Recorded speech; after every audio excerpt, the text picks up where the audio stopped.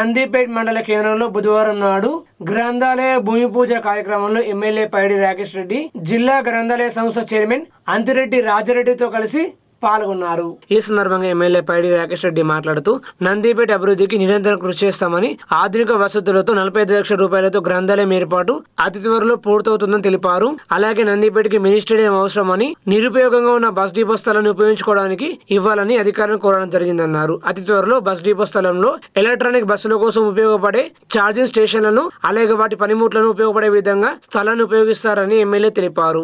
సర్పంచ్, ఉప సర్పంచ్, వార్డు సభ్యులందరూ సమిష్టి కృషితో గ్రామ అభివృద్ధి సాధ్యమని, గ్రామంలో పార్టీలకు అతీతంగా ఉండాలని ఎమ్మెల్యే కోరారు.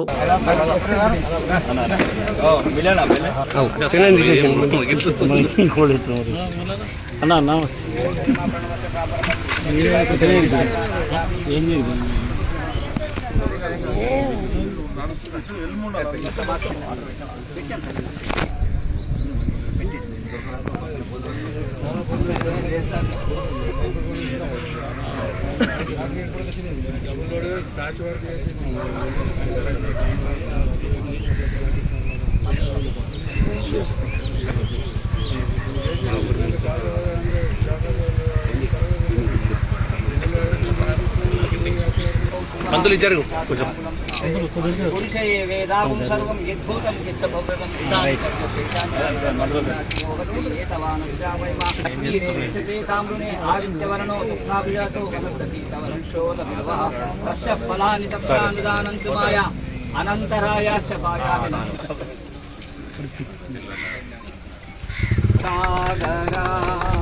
आरती कर तुझा शंकरा, मंगलारती कर तुझा शंकरा। जय श्री राम, जय श्री राम। ఇది మళ్ళగానే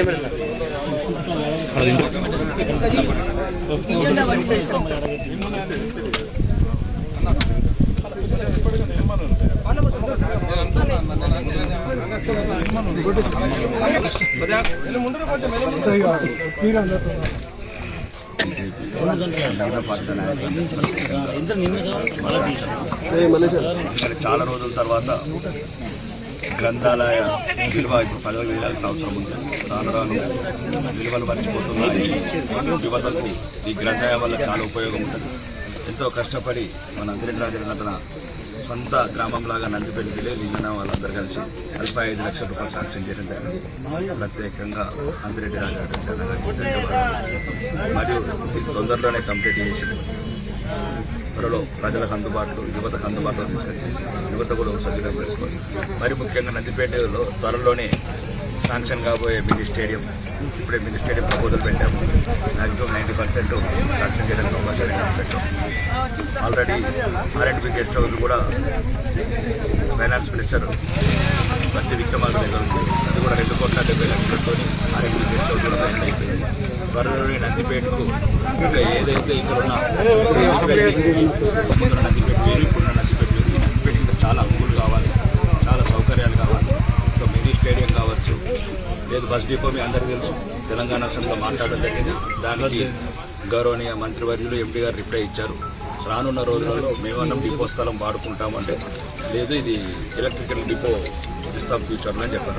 రానున్న రోజులలో డీజిల్, పెట్రోల్ ఎటువంటి వెహికల్స్గా వాటిస్తాం. ఆర్మూరు పట్టణంలోని సి కన్వెన్షన్ హాల్లో Motherson automotive technology and engineering వారి ఆధ్వర్యంలో జాబ్ మేళా నిర్వహించారు. ఈ కార్యక్రమంలో కాంగ్రెస్ పార్టీ నియోజకవర్గ ఇన్ఛార్జ్ వినయరెడ్డి ముఖ్య అతిథిగా పాల్గొన్నారు. జాబ్ మేళా కార్యక్రమంలో పాల్గొన్న నిరుద్యోగులలో శ్రవణ్ కుమార్ నిరుద్యోగికి ఆపరేటివ్ ఇంజనీరింగ్ ట్రైనీగా ఆఫర్ లెటర్ ను కాంగ్రెస్ పార్టీ ఆర్మూరు నియోజకవర్గ ఇన్ఛార్జ్ వినయరెడ్డి ప్రదానం చేశారు. అదేవిధంగా లిఖిత, శ్రీలేఖ, నిరోష, నవీన్లకు ఆపరేటివ్ ఇంజనీరింగ్ ట్రైనీగా ఆఫర్ లెటర్లను ప్రదానం చేశారు. రేపు కూడా జాబ్ మేళా జరుగుతుందని తెలిపారు. ఇటువంటి అవకాశాన్ని యువతి యువకులంతా సద్వినియోగం చేసుకోవాలని వినయరెడ్డి కోరారు. ఆఫర్ జాబ్ లెటర్స్ పొందిన నిరుద్యోగ యువతకు ఆయన అభినందనలు తెలియజేశారు.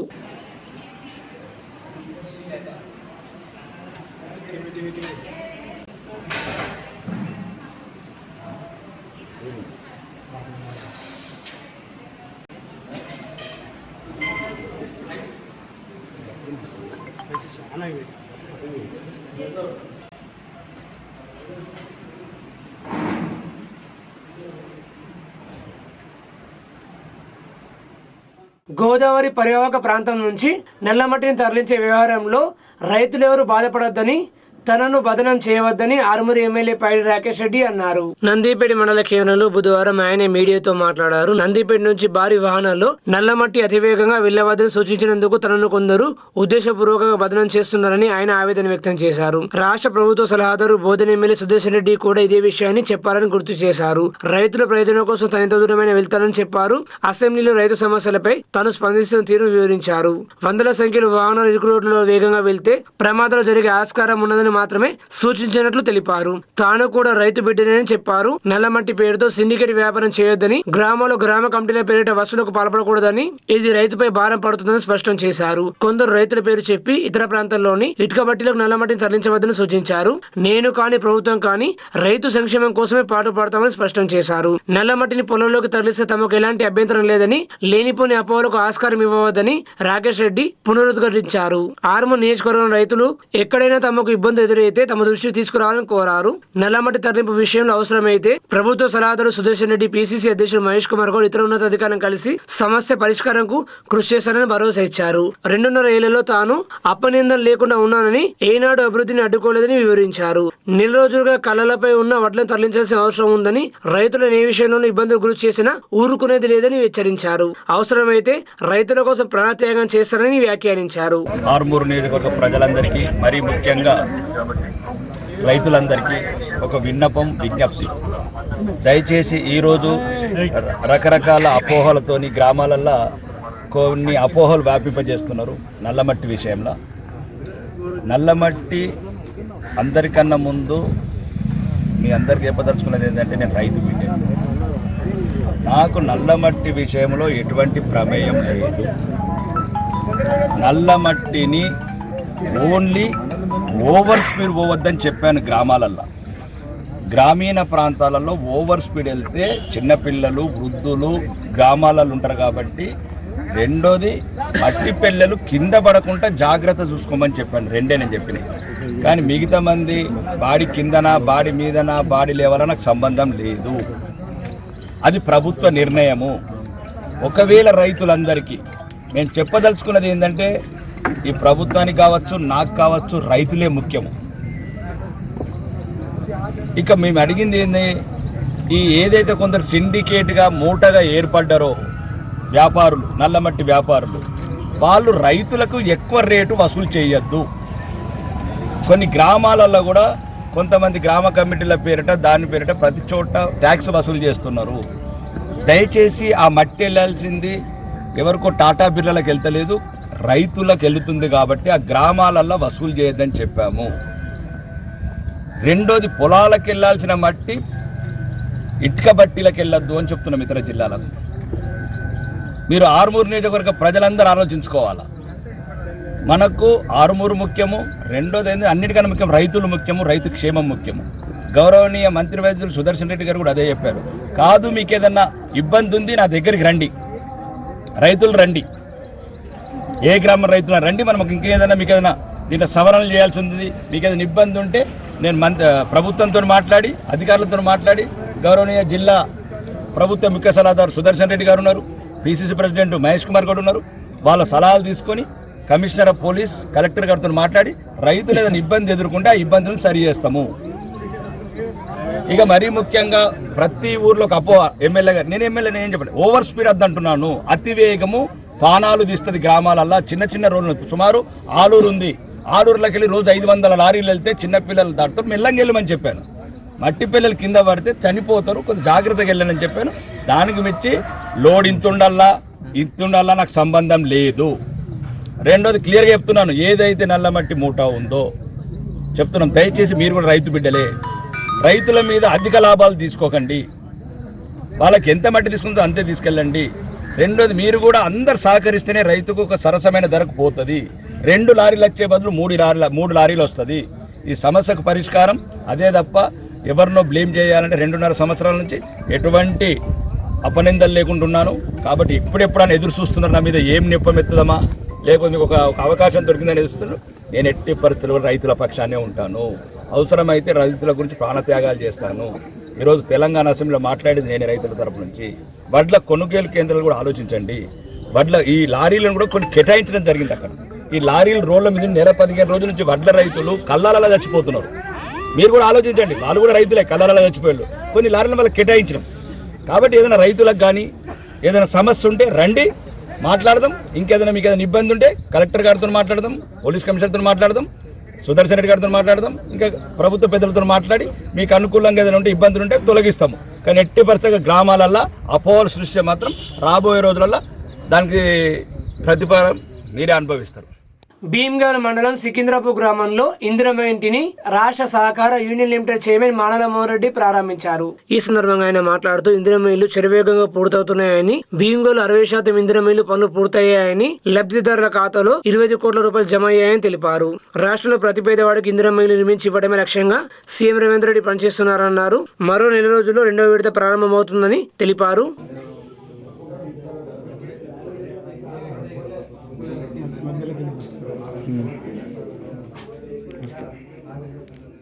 ఈరోజు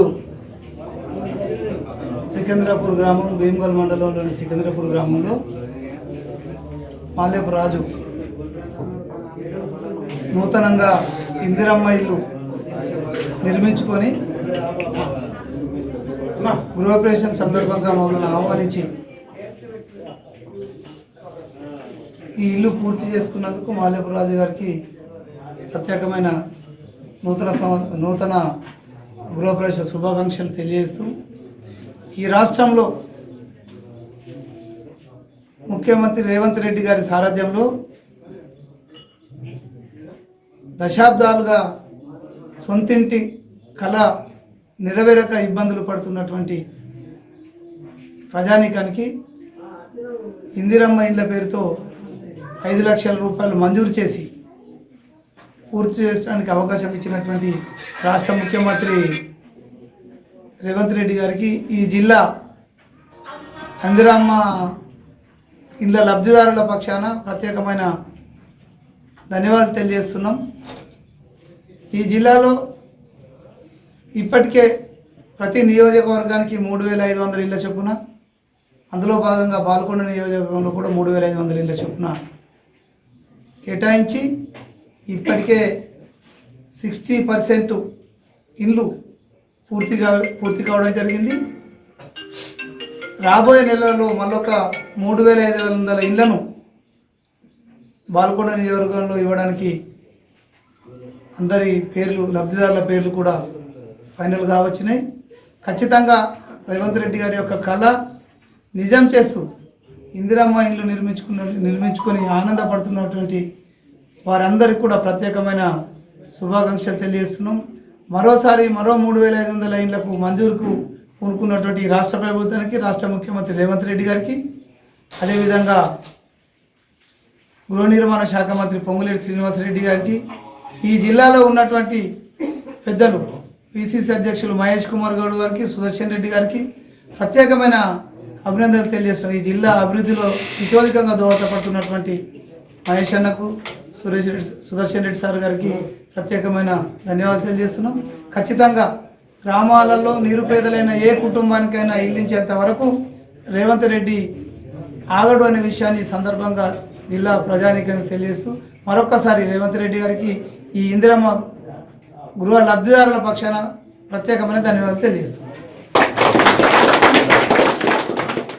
ఆరుమూరు పట్టణంలోని మార్కెట్ కమిటీ కార్యాలయంలో రైతు వారోత్సవంలో భాగంగా వ్యవసాయ ఉత్పత్తుల మార్కెటింగ్ అవకాశాలు అనే అంశంపై రైతులకు అవగాహన సదస్సు నిర్వహించారు.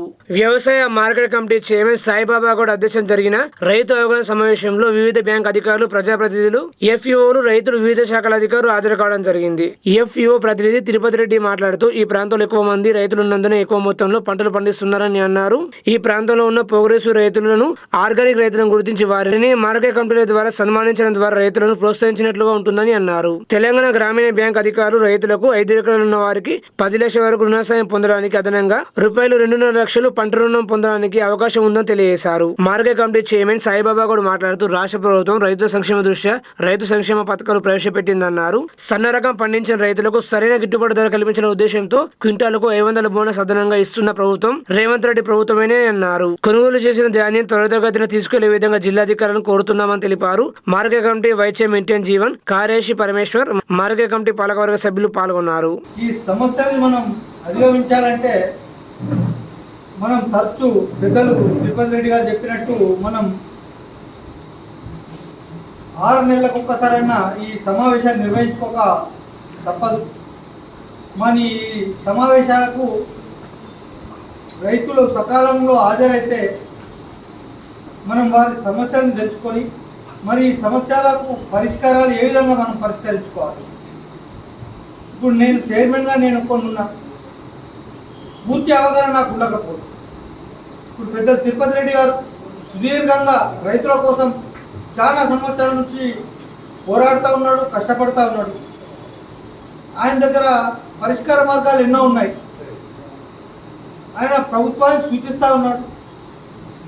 మీ రైతుల ద్వారా ప్రభుత్వానికి కాదు, మనం కూడా కొన్ని సమస్యలు ప్రభుత్వమే కాదు, మనం కూడా కూర్చొని ఏ విధంగా పరిష్కరించుకోవాలో మనం అనే ఒక ఆలోచన మనకు వస్తే ఆ విధంగా కూడా మనం మన సమస్యని పరిష్కరించడానికి వీలుగా ఉంటుంది. ఈరోజు ఏదైతే తిరుపతి రెడ్డి గారు చెప్పిండ్రో సలహాలు సూచనలు ఖచ్చితంగా మేము దాన్ని పరిగణలోకి తీసుకుంటాం. నెక్స్ట్ ఆయన చెప్పినటువంటి 1-2 కార్యక్రమాలని, ఉత్తమ రైతుల్ని సన్మానించుకునే కార్యక్రమాన్ని కూడా త్వరలో చేపడతామని చెప్పి సందర్భంగా తెలియజేస్తూ, అంటే దానికి మీరు 10 లక్షలు 5 లక్షలు ఇస్తే అది 2 లక్షలు ఇస్తే పిల్లల అదొక కొనగాదు మీరు కాదు, అంటే ఒక 1% కూడా కాదు. దయచేసి దీన్ని గుర్తు పెట్టుకొని బ్యాంక్ మేనేజర్ గారు రిక్వెస్ట్ చేసేదాన్ని మీకు మేము ప్రజాపాలన తప్ప మీరు చేసేది ఏమన్నా దయచేసి మీరు అబద్ధం చేసుకోవద్దు. మీరు మా యొక్క అప్పీల్ ఏదైతే ఉందో నేను చెప్పేది దాన్ని మీరు మా జీవనం ద్వారా ప్రజల ప్రయాపిస్తారు. ఖచ్చితంగా ఈ మాడిగేజ్ లోన్లో ఒక భూమి ఒక విధానం ఇంకా 50 లక్షల కోట్ల రూపాయలు ఉంది కాబట్టి ఒక 2 లక్షలు ఇచ్చేది ఒక 1% మాత్రమే ప్రయాపిస్తారని చెప్పి మాకు సివిల్ లేకుండా రుణాలు ఇప్పిస్తే మీ బ్యాంక్ వాళ్ళని గవర్నమెంట్కు మేము చాలా ధన్యవాదాలని సభలో తెలియజేస్తూ రైతుల పక్షాన మేము మాట్లాడేది ఏంటంటే రైతులు చాలా ఈరోజు మా అసెంబ్లీలో మక్కల సెక్రటరీ గారు కాంట్రిబ్యూట్ ఇచ్చిన సంతోషం. కానీ మక్కల నాయకులు సెక్రటరీ గారు దయచేసి కొంచెం గతంలో పుణ్యం కట్టుకోండి. యాక్చువల్ రైతు ఇక్కడ ఉన్నాడు. మీరు రైతులకు ఎప్పుడు చూస్తే ఎప్పుడు రైతులు న్యాయం చేస్తారు, అప్పుడు గవర్నమెంట్ పడతారు, ప్రజలు పడతారు. వ్యవసాయ కళాశాలకు కేటాయించిన తెలంగాణ యూనివర్సిటీకి చెందిన 100 ఎకరాల భూమి బదలాయింపును వెంటనే వెనక్కి తీసుకురావాలని డిమాండ్ చేస్తూ పీడీఎస్, ఎస్ఎఫ్ఐ, ఎన్ఎస్యుఐ, ఏపీఎస్ విద్యార్థి సంఘాల ఆధ్వర్యంలో డిస్పల్లిలోని తెలంగాణ విశ్వవిద్యాలయంలో ఉపకులపతి ప్రొఫెసర్ యాదగిరికి వినతి పత్రం అందజేశారు. ఈ సందర్భంగా పీడీఎస్ జిల్లా ప్రధాన కార్యదర్శి అనిల్ కుమార్, ఏపీఎస్ జిల్లా ప్రధాన కార్యదర్శి అనిల్ మాట్లాడుతూ ప్రొఫెసర్ జయశంకర్ వ్యవసాయ విశ్వవిద్యాలయం అనుబంధంగా నిజామాబాద్ జిల్లాకు వ్యవసాయ కళాశాలను మంజూరు చేయడంతో చాలా సంతోషకరమన్నారు. అయితే ఈ వ్యవసాయ కళాశాలకు తెలంగాణ యూనివర్సిటీకి చెందిన 100 ఎకరాల భూమిని కేటాయించి బదలాయింపులు చేయడం అన్యాయమన్నారు. ప్రభుత్వం విషయంపైన పునఃపరిశీలన చేయకపోతే జిల్లా విద్యార్థులను, ప్రజలను, రైతులను ఐక్యం చేసి ఆందోళన ఉధృతం చేస్తామని హెచ్చరించారు. ఈ కార్యక్రమంలో పీడీఎస్ జిల్లా అధ్యక్షుడు కరక గణేష్, ఎస్ఎఫ్ఐ జిల్లా ప్రధాన కార్యదర్శి రాచకొండ విఘ్నేష్, ఎన్ఎస్యుఐ తెలంగాణ యూనివర్సిటీ అధ్యక్షుడు శ్రీశైలంతో పాటు తదితరులు పాల్గొన్నారు. యూనివర్సిటీకి సంబంధించినటువంటి అంశంలో ఈ తెలంగాణ యూనివర్సిటీకి జయశంకర్ వ్యవసాయ కళాశాల మంజూరు చేయడం అనేది జరిగింది. అయితే ఈ జిల్లాకు వ్యవసాయ కళాశాల రావడం అనేది హర్షణీయదగ్గం, సాధ్యమే. కానీ ఇప్పటికే తెలంగాణ యూనివర్సిటీకి ఇచ్చింది 600 ఎకరాలు. ఆ రోజు వైఎస్ఆర్ ప్రభుత్వం అయితే ఆ 600 ఎకరాలలో దాదాపు 50 నుంచి 100 ఎకరాలు కబ్జాలో ఉంది. ఇప్పటికీ ఈ కాలేజీలో సరైనటువంటి డెవలప్మెంట్ లేక గత ప్రభుత్వాలు నిర్వీర్యం చేశాయి. మొన్న ఈ రేవంత్ రెడ్డి సర్కారు కూడా 100 కోట్లు ఇస్తున్నామని చెప్పేసి ఇచ్చి ఇంకా డెవలప్మెంట్ కూడా జరగలేదు. ఇప్పుడు ఈ 100 ఎకరాలని ఈ యూనివర్సిటీకి సంబంధించిన భూములను ప్రభుత్వం ఈ వ్యవసాయ కళాశాలకు ఎలా ఇస్తుంది? ఇక్కడ ఉన్నటువంటి అధికారులు కూడా దీన్ని స్పందించకపోవడం విడ్డూరం. కాబట్టి మేమేమడుగుతున్నాం, మా యూనివర్సిటీ భూములను తిరిగి మాకు ఇచ్చేయాలి. ఇక్కడ మీరు వ్యవసాయ కళాశాల పెట్టాలనుకుంటే ఇక్కడ ఇంతకుముందు ఆ రాజశేఖర రెడ్డి హయాంలో ఉన్నటువంటి ఈ కాంగ్రెస్ ప్రభుత్వం ఇచ్చినటువంటి అర్గులు, జక్రంపల్లి, తొర్లకొండ భూభాగంలో విమానాశ్రయానికి ఇచ్చింది.